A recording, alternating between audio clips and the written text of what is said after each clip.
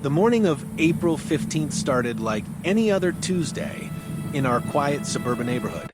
I was folding tiny onesies in the nursery while my daughter Emma babbled happily in her playpen, her chubby hands reaching for the colorful mobile spinning above her. At just 13 months old, she was my entire world, a miracle baby born after years of fertility struggles and heartbreak.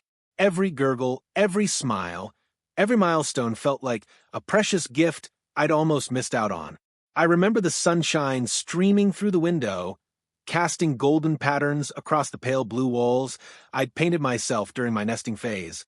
The room still smelled faintly of lavender from the sachets tucked into Emma's dresser drawers. Everything was peaceful. Everything was perfect. I had no idea that in less than an hour our lives would be shattered beyond recognition. The first sign of trouble came when I heard raised voices outside. Our neighbor, Karen Mitchell, was screaming at someone in her driveway. This wasn't entirely unusual. Karen had a reputation for confrontation, frequently berating delivery drivers, lawn care workers, and anyone else she deemed beneath her standards. Her husband, Sheriff Dale Mitchell, had been the county sheriff for nearly a decade, and Karen wielded his position like a weapon, reminding everyone at every opportunity that she was married to the law. I tried to ignore the commotion and focus on Emma, who was now pulling herself up on the playpen's mesh sides, her face beaming with pride at her own accomplishment. Such a big girl, I whispered, kissing her soft forehead. Her eyes, the same deep brown as her father's, sparkled with innocent joy. Then I heard the gunshot. The sound ripped through the spring air like thunder, and instinctively I dropped to the floor, my body covering Emma's playpen.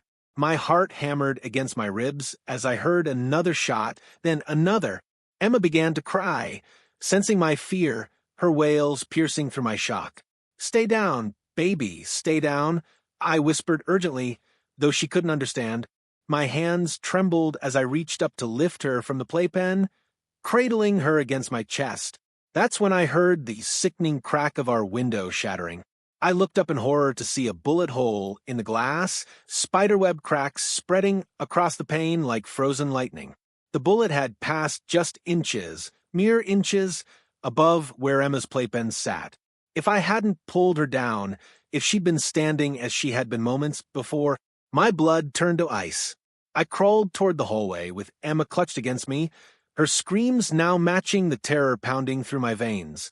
My phone was on the kitchen counter, and I scrambled toward it, keeping low, certain that at any moment another bullet might come crashing through our walls. With shaking fingers, I dialed 911. "Please, someone is shooting at my house. My baby," my voice broke. "There's a bullet in my daughter's nursery. She's only 1 year old. Please, please send help." The dispatcher's calm voice tried to soothe me, asking questions I could barely process. Who was shooting? Where was I in house? Was I injured? Was my daughter injured? "It's my neighbor, Karen Mitchell," I gasped. She was arguing with someone and started firing a gun. A bullet came through my baby's window. Emma could have been killed. I heard the dispatcher's sharp intake of breath when I said the name Mitchell. There was a pause, just a fraction of a second too long, before she assured me officers were on their way. Within minutes, I heard sirens. I stayed huddled in the hallway, rocking Emma, singing to her through my tears, trying to calm us both. When the doorbell rang, I nearly jumped out of my skin. 2 officers stood on my porch, their expressions carefully neutral. I recognized one of them, Officer Daniels, who'd given a safety presentation at the community center last fall. I invited them in with relief flooding through me, grateful that help had arrived, that someone would finally hold Karen accountable.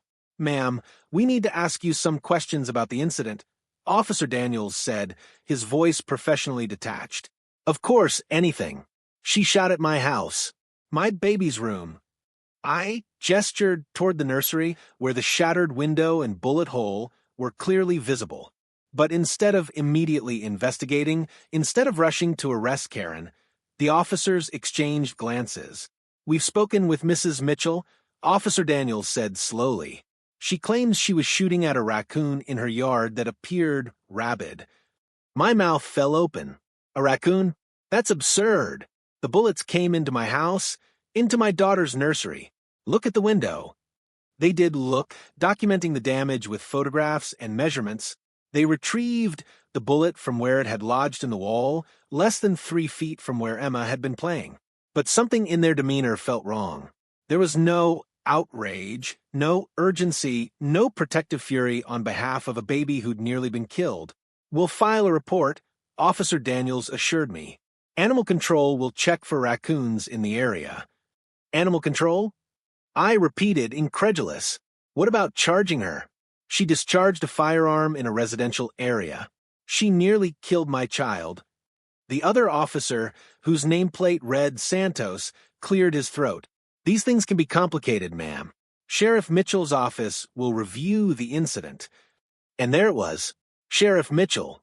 Karen's husband would be reviewing an incident where his wife had shot at my home, where she'd nearly murdered my baby girl. As the officers left, promising to be in touch, I stood in my doorway holding Emma, watching Karen across the street. She stood in her own doorway, arms crossed, a slight smirk playing at her lips. Our eyes met, and in that moment I saw something that chilled me to my core. She wasn't sorry. She wasn't scared. She was triumphant. That night, I barely slept. Emma finally dozed off after hours of fussing, traumatized by the day's chaos. I lay in bed next to her crib, staring at the ceiling, replaying every moment. The gunshots, the shattered glass, the bullet hole, Emma's innocent face, unaware of how close she'd come to death. And I knew, with sickening certainty, that this was only the beginning. The next morning, I called the sheriff's office directly, determined to ensure that Karen would face consequences for what she'd done. The administrative assistant who answered was polite, but evasive when I asked to speak with someone about filing charges. "Sheriff Mitchell is handling that case personally," she informed me. "But Karen Mitchell is his wife," I protested. "There's an obvious conflict of interest." "I'll make note of your concerns, ma'am. Someone will be in touch." No one called. Days passed and I heard nothing. Meanwhile, I'd had to board up Emma's nursery window because the glass company said they were backed up for weeks. Every time I looked at those boards, rage and fear twisted together in my chest. I moved Emma's crib into my bedroom, unable to let her out of my sight, jumping at every sound outside. My husband, Marcus, had been out of state on a work trip when the shooting happened, but he flew home immediately when I called him in hysterics. A software engineer with a calm, analytical mind, Marcus was my rock. But even he looked shaken when he saw the bullet hole in our daughter's wall. "We're pressing charges," he said firmly. "This is attempted manslaughter at minimum." We hired a lawyer, a young woman named Jessica Chun, who came highly recommended by a friend. Jessica was sharp and determined, but even she looked concerned when we explained that the shooter was the sheriff's wife. "I'm not going to lie to you," Jessica said, sitting across from us in her office while Emma played with blocks at my feet. "Cases involving law enforcement families are difficult. There's a culture of protection, especially in smaller counties like this one. But what happened to you is unconscionable. We're going to fight." Jessica filed a formal complaint with the district attorney's office and requested that the state police conduct an independent investigation. She also helped us obtain the police report from the incident, and what we read made my hands shake with fury. According to the report, Karen Mitchell had been defending her property from a potentially rabid animal. The officers had found no evidence of a raccoon, but they'd noted Karen's concern for neighborhood safety and her responsible weapon handling. The fact that a bullet had entered a neighboring home containing an infant was mentioned almost as an afterthought, with a notation that the homeowners appeared shaken but unharmed. "Appeared shaken?" I read aloud, my voice rising. "My baby almost died." Marcus put his hand on my shoulder, but I could feel the tension in his grip. He was just as angry, just as horrified. Jessica made phone calls, sent emails, and filed motion after motion. But everywhere we turned, we hit walls. The DA's office claimed they were reviewing the evidence. The state police said they were coordinating with local authorities. Meanwhile, Karen Mitchell walked free, gardening in her yard, driving past our house with that same smug expression. 2 weeks after the shooting, Marcus left for work one morning and returned within an hour, his face pale.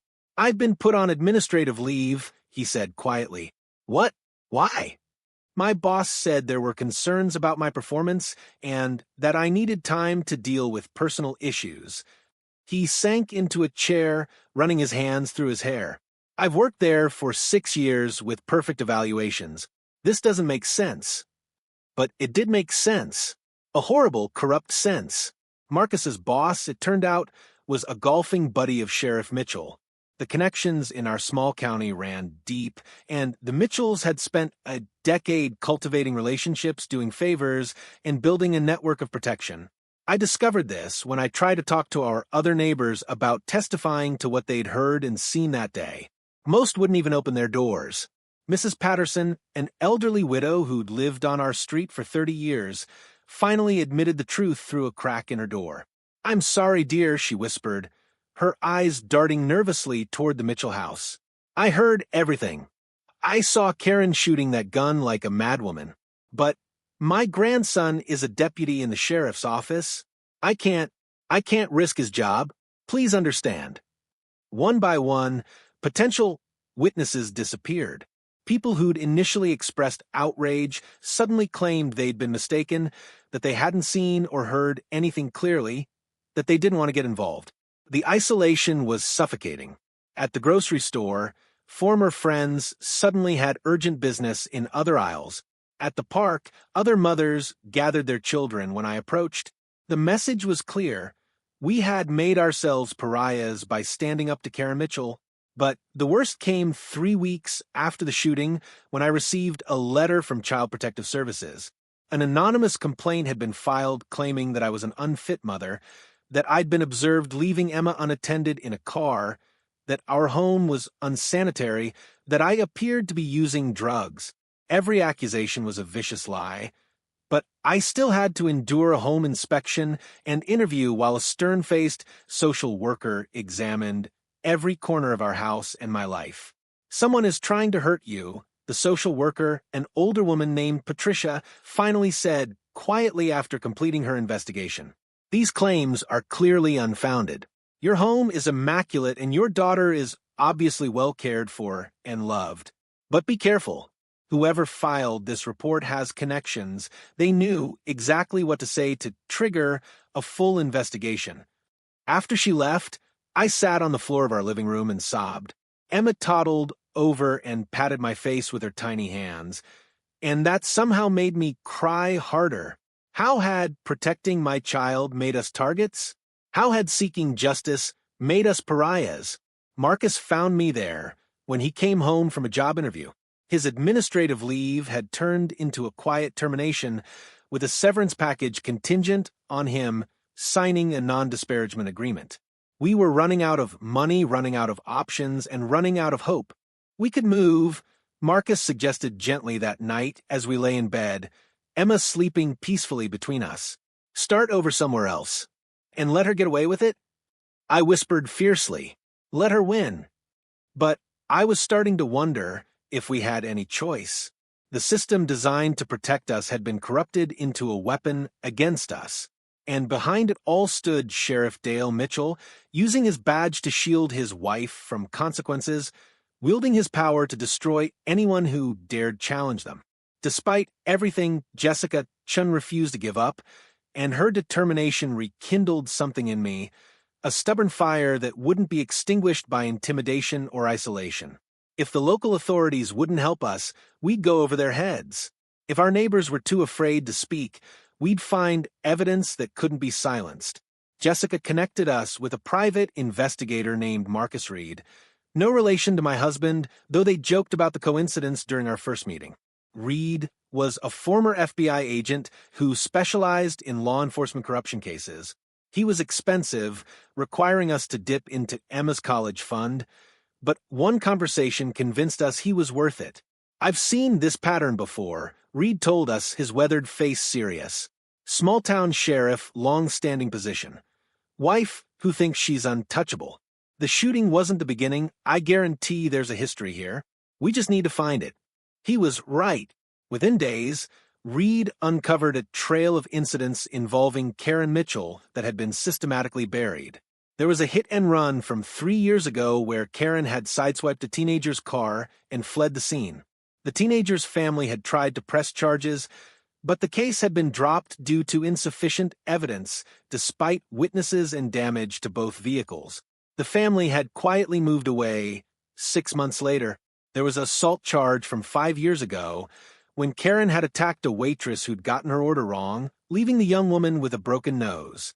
That case had also disappeared, settled out of court with an NDA that the waitress had been pressured into signing by officers who'd responded to the scene. There were noise complaints, harassment allegations, and threats of violence, a pattern spanning nearly a decade, all of it protected by the sheriff's shield of corruption. But none of this got her arrested? I asked, horrified by the litany of offenses. That's what a sheriff's badge can do when it's abused, Reed explained. Dale, Mitchell has spent years building a system where accountability doesn't apply to his family. Officers who questioned it were transferred, demoted, or pushed out. Citizens who complained were harassed until they withdrew their reports or left town. The most damning evidence came from an unexpected source. Reed tracked down a former deputy named Tom Harrison who'd left the sheriff's office 2 years earlier. Harrison agreed to meet us at a diner 2 counties over, looking over his shoulder the entire time. I tried to do the right thing, Harrison told us, his coffee growing cold as he spoke. There was an incident where Karen assaulted a grocery store clerk. I responded to the call, saw the clerk's injuries, took her statement. I wrote an honest report and submitted it for charges. What happened? Marcus asked. Sheriff Mitchell called me into his office the next day, told me I'd misunderstood the situation, that the clerk had been the aggressor, and that my report needed to be corrected.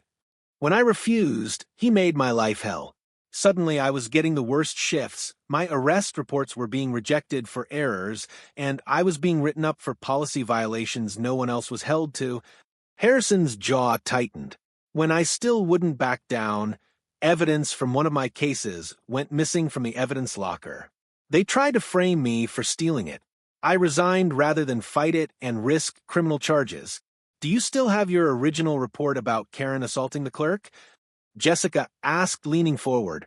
Harrison pulled a flash drive from his pocket. I kept copies of everything. I knew someday someone would need it. The files Harrison provided were explosive, not just his own documentation of Karen's assault, but evidence he'd quietly collected of other incidents that had been covered up. He had incident reports that had been altered, witness statements that had disappeared from official files, and internal memos that showed Sheriff Mitchell explicitly ordering deputies to bury complaints against his wife. This is a conspiracy, Jessica said, her eyes bright with righteous fury. Not just corruption, an organized effort to obstruct justice. We took the evidence to the State Attorney General's office. The Assistant Attorney General who met with us, a no-nonsense woman named Margaret Flores, listened to our story and reviewed our documentation with an increasingly grim expression.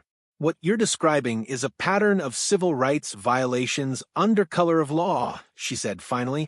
This is exactly the kind of case my office was created to handle.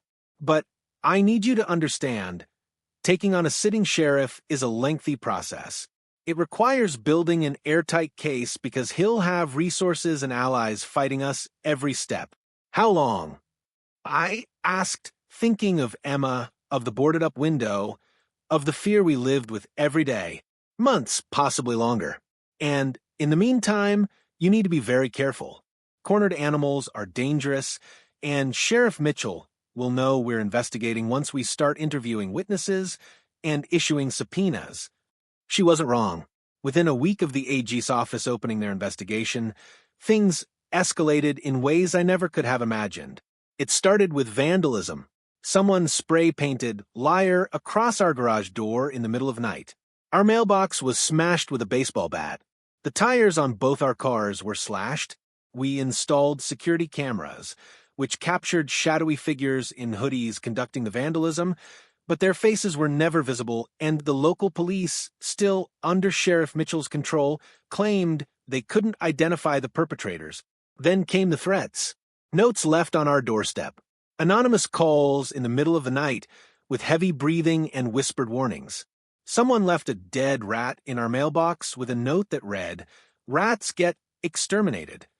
Marcus wanted to move Emma to his parents' house 3 states away until things settled, but I couldn't bear the thought of being separated from her.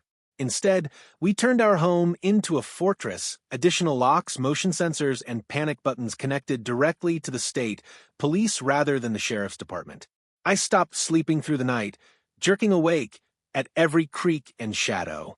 Emma picked up on my anxiety, becoming clingy and fearful, crying when I left her sight, even for a moment. The vibrant, joyful baby she'd been before the shooting was replaced by a nervous toddler who startled at loud noises and woke screaming from nightmares. The psychological toll was devastating, but what happened next nearly broke me entirely. I was pushing Emma in her stroller through the park on a sunny May afternoon, desperate for some semblance of normalcy, when a car suddenly jumped the curb and accelerated straight toward us. Time seemed to slow. I saw the vehicle, a black SUV with tinted windows, heading directly for where Emma sat. Adrenaline exploded through my body. I grabbed the stroller and yanked it backward with every ounce of strength I possessed, stumbling and falling as the SUV roared past, missing us by inches. The vehicle didn't stop. It sped out of the park and disappeared before I could even register the license plate. A jogger who'd witnessed the incident called 911 while helping me up. Emma was screaming, terrified but unhurt. My palms were scraped raw from the pavement, and my heart was hammering so hard I thought it might burst. When state troopers arrived, Margaret Flores had ensured state police responded to any calls involving us. They took my statement seriously. Park security cameras had captured the incident, showing the SUV deliberately swerving onto the grass and accelerating toward us. This was attempted vehicular assault, the trooper told me grimly. Someone tried to kill you and your daughter. That night, with Emma finally asleep after hours of comfort and a call to her pediatrician, Marcus and I made a decision. We would move Emma to his parents' house. Our daughter's safety had to come first, no matter how much it tore me apart. The next morning, I buckled Emma into her car seat for the long drive to Colorado, tears streaming down my face as I kissed her soft cheeks. "Mommy loves you so much," I whispered. "We're going to make things safe again. I promise." As Marcus drove away with our daughter, I stood in our driveway and looked across the street at the Mitchell house. Karen was watching from her window, and even from that distance, I could see her smile. But she'd made a mistake. She'd pushed us to the point where we had nothing left to lose. And that's when we became truly dangerous to her. With Emma safely away, I threw myself into the investigation with a single-minded intensity that surprised even Jessica. Every morning, I woke up in an empty, silent house. The nursery door closed because I couldn't bear to look at it, and I channeled my grief and rage into action. The Attorney General's investigation was progressing, but bureaucracy moved slowly. Margaret Flores's team was methodical, building their case brick by brick, but I needed to do more. I needed to find the evidence that would demolish the Mitchell's kingdom of corruption once and for all. Private investigator Marcus Reed became my partner in this mission. Together, we tracked down every person who'd ever filed a complaint against Karen Mitchell, everyone who'd been harmed by Sheriff Mitchell's abuse of power, everyone who'd been too afraid to speak up before. One of our most important discoveries came from a woman named Sarah Chun, who'd worked as a dispatcher in the sheriff's office 4 years earlier. Sarah had quit suddenly, and Reed's research suggested there was a story there. We found her working at a veterinary clinic in a neighboring county. At first, she refused to talk to us, her face going pale when we mentioned the Mitchells' names. "I signed an NDA," she said, her voice shaking. "They'll destroy me if I talk." "They already destroyed you," I said gently. "They pushed you out of a job you loved, made you sign away your rights, and they're counting on your fear to keep their secrets." "But Sarah, they shot at my baby. They've tried to kill us." How many more people have to be hurt before someone stands up? Something in my words reached her. Sarah looked at me for a long moment, then said, "Come back after we close." That evening, in the dim parking lot of the veterinary clinic, Sarah told us everything. I was working dispatch one night when a call came in, domestic disturbance at the Mitchell residence. The caller was Karen herself, and she sounded terrified. She said Dale was drunk and violent, that he'd hit her, that she was afraid for her life. Sheriff Mitchell was abusing his wife? Marcus asked, surprised. That's what I thought at first. I dispatched 2 units immediately, but when the officers arrived, Dale was calm and sober, and Karen recanted everything. She claimed it was a misunderstanding, that she'd overreacted to an argument. Sarah's hands twisted together. But here's the thing, I heard the original call. I heard the fear in Karen's voice, heard crashing in the background, heard her screaming. That wasn't fake. So, what happened? I asked. The officers wrote it up as an accidental call, no incident. But I couldn't let it go. I pulled the audio recording from our system because something felt wrong. When I listened to it again, carefully, I realized what I'd actually heard. Sarah took a shaky breath. The crashing sounds, the screaming, it wasn't Dale hitting Karen. It was Karen destroying their house in a rage, while Dale tried to calm her down. On the recording, you can hear him saying, "Karen, please, you need to stop. You're going to hurt yourself." Karen was the abuser, Reed said slowly. Yes, and she'd called 911 to preemptively create a record of Dale being the violent one, in case anyone ever questioned their relationship. It was calculated and cold. Sarah's eyes filled with tears. I went to my supervisor about it, because I thought the sheriff needed help, needed intervention. Instead, I was called into a meeting with Dale and Karen together. They threatened to sue me for defamation. They made me sign an NDA and resignation letter, and they gave me a severance package on the condition that I never spoke about anything I'd witnessed while working there. Do you still have the recording? Jessica asked urgently. Sarah nodded. I made a copy before they wiped it from the system. I've kept it all these years, thinking someday someone would need it. The recording Sarah provided was chilling.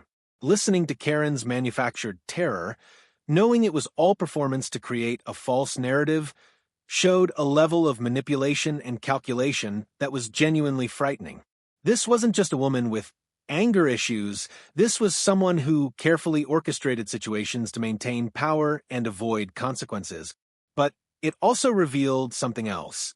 Sheriff Dale Mitchell was a victim too, trapped in an abusive relationship and using his power not just to protect Karen, but to protect himself from her. This realization complicated everything and nothing. It didn't excuse his corruption or his cover-ups, but it added a layer of tragedy to the situation that made the whole thing even more heartbreaking. Armed with Sarah's testimony and recording, Margaret Flores accelerated the AG's investigation. They began interviewing current and former Sheriff's Department employees under oath, offering immunity to those who cooperated. The floodgates opened. Deputy after deputy came forward with stories of being ordered to falsify reports, to lose evidence, to intimidate witnesses. We learned that Sheriff Mitchell had used department resources to conduct surveillance on his wife's perceived enemies. He'd run illegal background checks, shared confidential information with Karen, and even had deputies follow people who'd angered her. The conspiracy was far deeper than we'd imagined. It wasn't just about protecting Karen from consequences, it was an entire apparatus of abuse built on taxpayer resources and public trust. As the investigation expanded, the pressure on the Mitchells intensified. Sheriff Mitchell held a press conference, claiming he was the victim of a politically motivated witch hunt.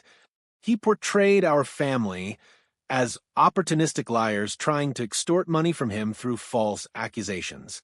The local newspaper, which had initially ignored our story, suddenly ran a front-page article painting Karen as a concerned citizen who'd acted in self-defense against a dangerous animal, and depicting us as disgruntled neighbors with a vendetta. The article conveniently failed to mention that the dangerous animal had never been found, or that Karen's bullet had nearly killed a baby. But then something unexpected happened. A reporter from a major regional newspaper contacted Jessica. He'd been following the case and noticed the inconsistencies in the local coverage. He wanted to tell the real story.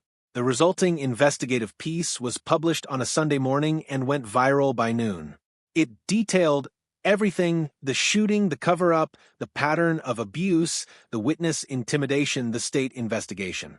It included interviews with Tom, Harrison, Sarah Chun, and other victims of the Mitchells' corruption. It featured the photograph of Emma's nursery window, the bullet hole stark and undeniable. Most powerfully, it included my statement: I just wanted my daughter to be safe in her own home. Instead, I learned that when the sheriff's wife is above the law, none of us are safe. Justice shouldn't depend on who you're married to. The article sparked outrage. It was picked up by national news outlets. Civil rights organizations issued statements. Politicians called for investigations. Suddenly, the Mitchells couldn't hide behind their small-town connections. The governor's office announced that Sheriff Mitchell was being placed on administrative leave pending the outcome of the Attorney General's investigation. The county commission appointed an interim sheriff from the state police. Federal authorities began looking into potential civil rights violations. For the first time in months, I felt something I'd almost forgotten: hope. But the Mitchells weren't done fighting, and their final act would be the most destructive of all. The call came at 2:47 a.m. on a Tuesday in early June. I jolted awake, my heart already racing before I was fully conscious, my body trained by months of hypervigilance to expect danger. "Mrs. Thompson?" The voice on the phone was calm but urgent. "This is Trooper Williams with the state police. Your home security system triggered an alert. We have units en route to your address. Are you currently at the residence?" "Yes, I'm here. What's happening?" I was already out of bed, moving toward the window. "Ma'am, I need you to exit the house immediately. Your exterior cameras show smoke coming from the garage area. We believe your house is on fire." The next moments blurred into a nightmare of smoke alarms, confusion, and terror. I grabbed my phone and the emergency bag I'd kept packed since sending Emma away, a paranoid precaution that was now saving my life. I ran for the front door, and the moment I opened it, I understood the full scope of what was happening. My garage was engulfed in flames. Fire licked up the walls toward the roof, and smoke billowed into the night sky. The heat was already intense, even from where I stood on the front lawn in my pajamas, watching the home Marcus and I had saved for years to buy being consumed by fire. Neighbors emerged from their houses, some calling 911, others simply staring. Fire trucks arrived within minutes, but the blaze had spread with terrifying speed. The firefighters worked heroically, but they were fighting a losing battle. I stood there in shock, clutching my emergency bag, watching flames devour the nursery where I'd rocked Emma to sleep, the kitchen where we'd celebrated her first birthday, the living room where she'd taken her first steps. Every memory, every moment of happiness we'd built in that house, turning to ash and smoke. A fire investigator approached me as dawn broke over the smoldering ruins. "Mrs. Thompson, I'm Captain Rodriguez. I need to ask you some questions. When did you last use your garage?" "Yesterday afternoon. I parked my car there when I came home from the grocery store." "Did you notice anything unusual? Any smell of gasoline or accelerant?" My blood ran cold. "You think someone set this fire?" Captain Rodriguez's expression was carefully neutral. "We won't know for certain until we complete our investigation, but there are some indicators that concern me. The fire appears to have started in multiple locations simultaneously, and it spread with unusual rapidity. Your security cameras will be helpful if the footage survived." The cameras. In our post-shooting security overhaul, we'd installed cameras that backed up to cloud storage in real time. If someone had set this fire, we might have footage of them doing it. I called Reed immediately, and he contacted his tech specialist. Within hours, we were reviewing the security footage, and what we saw made my hands shake with rage. At 2:35 a.m., a figure in dark clothing and a ski mask had approached our garage.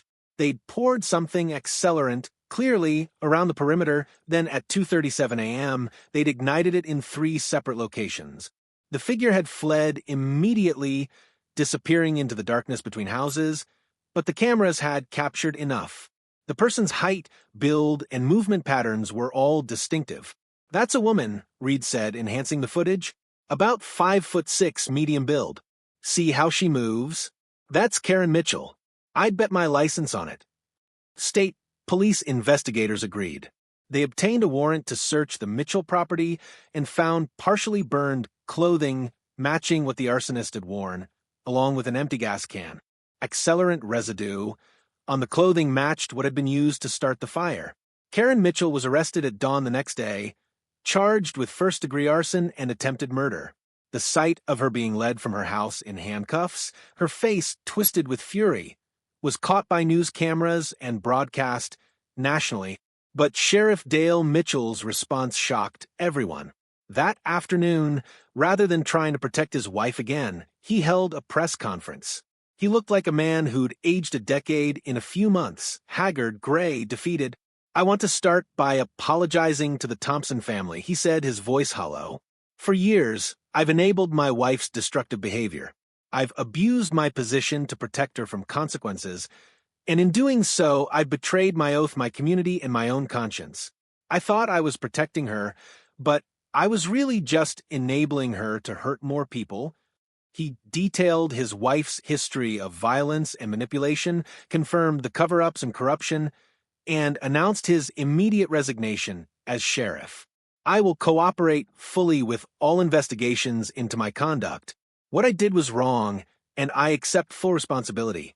But I want everyone to know, especially the Thompsons, that Karen acted alone in setting that fire. I had no knowledge of her plans. I was asleep in our house when she snuck out to commit this heinous act.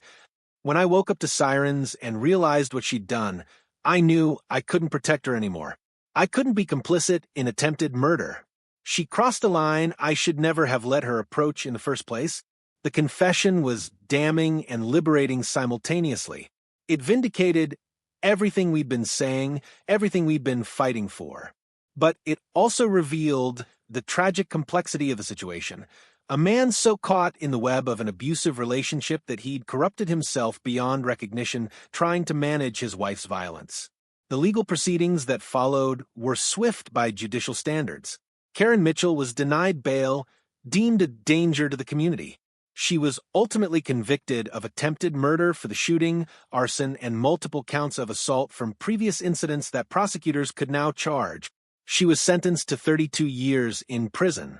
Dale Mitchell pled guilty to official misconduct, obstruction of justice, and multiple other charges. He was sentenced to 8 years in prison and stripped of his law enforcement certifications permanently. The civil lawsuit Jessica filed on our behalf was settled by the county for an undisclosed sum, enough to rebuild our lives, though no amount of money could undo the trauma we'd experienced. But the real victory wasn't financial or even the criminal convictions. The real victory came 6 weeks after the fire when Marcus and I drove to Colorado to bring Emma home. She'd grown so much in the time away, new words, new skills, new expressions. But when she saw us, her face lit up with pure joy, and she ran into our arms crying, "Mama, Dada." We held her between us and wept for everything we'd lost, everything we'd survived, and everything we'd protected. The house was gone, reduced to a foundation and memories. Insurance would cover rebuilding, but Marcus and I made a different choice. We sold the land and moved to a new neighborhood in a different part of the county, a place with no associations to the Mitchells, no memories of gunshots and fear. Our new home was smaller, but felt infinitely larger because it was filled with safety and peace. Emma adjusted beautifully, her nightmares fading, her laughter returning. She didn't remember the shooting, she'd been too young, and we hoped she'd never have to carry that trauma. For Marcus and me, healing was more complex. We both struggled with PTSD, jumping at loud noises, checking locks obsessively, unable to fully trust authority figures. We attended therapy, both individually and as a couple, working through the psychological wounds that ran deeper than any physical injury could have, but we also found purpose in our pain. The Attorney General's investigation, catalyzed by our case, uncovered corruption throughout the Sheriff's Department. The entire agency was restructured with new leadership, new policies, and new oversight. The county implemented a citizens review board for law enforcement, giving the community a voice in holding police accountable. Tom Harrison, the deputy who'd been pushed out for trying to do the right thing, was hired by the Reform Department and eventually became sheriff, a position he held with integrity and genuine service to the community. Sarah Chun, the dispatcher who'd risked everything to come forward, was publicly honored for her courage and offered her job back, though she chose to stay at the veterinary clinic where she'd found peace. Other victims of the Mitchells' reign found their voices. The teenager whose hit-and-run case had been buried came forward, and though the statute of limitations had passed for criminal charges, she was able to sue civilly and receive compensation. The waitress Karen had assaulted got her NDA voided and shared her story publicly, helping other abuse victims understand that NDAs obtained through coercion and intimidation can be challenged. As for us, we became advocates for victims of law enforcement corruption. Jessica Chun, who'd been our lawyer throughout the ordeal, helped us establish a foundation that provided legal assistance to families facing similar situations, cases where those sworn to protect and serve instead abuse their power to harm and oppress. We called it the Emma Foundation, named for our daughter who'd survived something no child should have to face. The foundation's mission was simple: ensure that no family would have to fight alone against corrupt authorities, that access to justice wouldn't depend on who you knew or how much money you had. The first case we assisted involved a single mother whose domestic abuser was a state trooper. He'd used his position to stalk her, to access her private information, to intimidate her into dropping protection orders. With the Foundation's resources, she got the legal representation she needed, and he was prosecuted and imprisoned. Each case we helped felt like a small redemption, a way to transform our suffering into something that protected others. Emma grew into a bright, joyful 3-year-old who loved dinosaurs and painting and making up elaborate stories. She had no idea she was the namesake of a foundation helping families across the state. She just knew that Mommy and Daddy loved her fiercely and that our home was safe. One spring afternoon, as I watched Emma play in our backyard, a securely fenced space where she could run and laugh without fear, Marcus came out and sat beside me. "Do you ever think about what would have happened if we'd given up?" he asked quietly. "If we'd just moved away and let the Mitchells win?"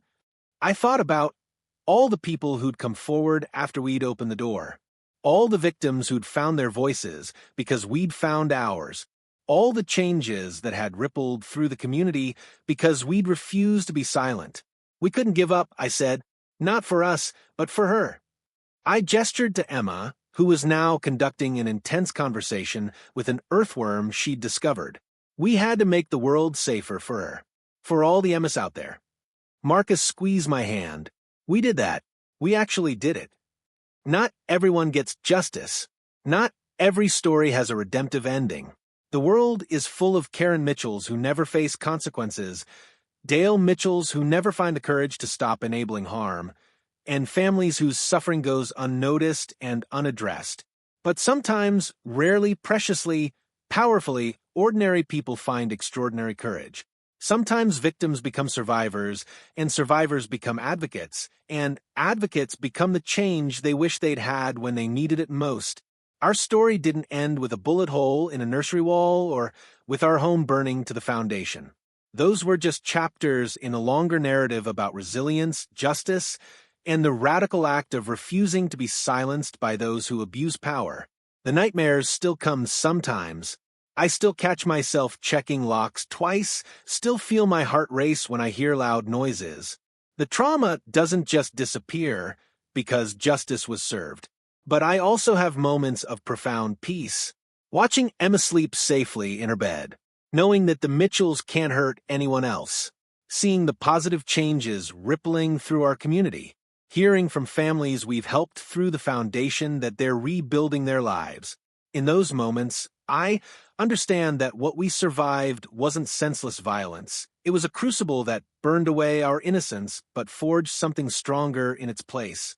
We learned that ordinary people have more power than they realize, that justice is worth fighting for even when the fight seems impossible, and that love for our children can give us courage we never knew we possessed. Karen Mitchell took aim at my baby and missed.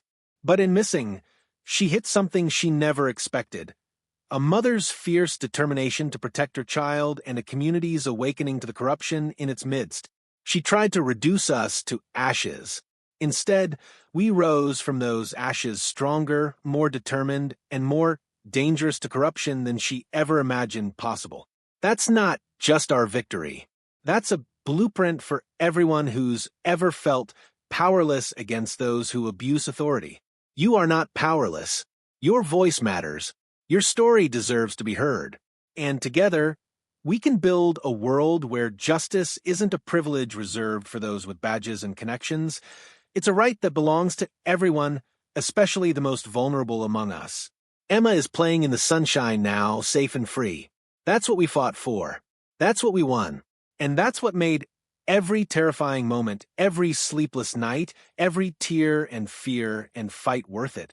If our story has moved you, I ask you not to let that emotion fade into nothing.